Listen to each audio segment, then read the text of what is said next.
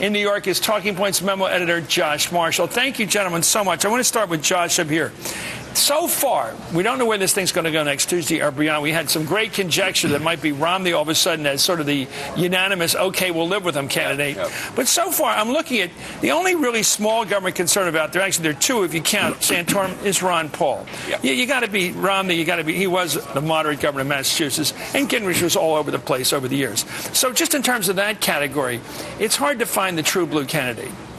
There's like a Venn diagram, and there's no overlap point. I think some of these, arguably, I guess Rick Santorum is small government conservative by some measures. I mean, Ron Paul is like a no government conservative. Yeah, right. There was a thing out today saying that he's touting an endorsement from a preacher, Ron Paul, who thinks that gays should be executed.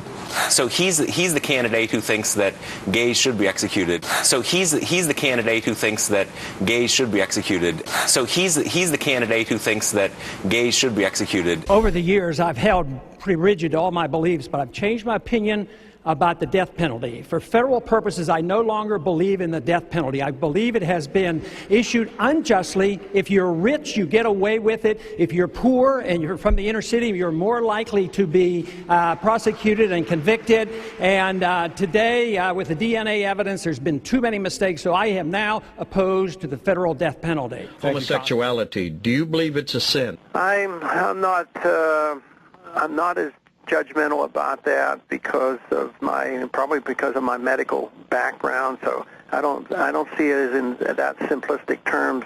I think it's a complex issue to decide whether it's sin or other problems with the way people are born. It's to me too complex to be to give an answer as simple as that. Do you believe that God says it's a sin? Well, I believe a lot of people understand it that way, but I think everybody's God's child, too. So I have, trouble with that.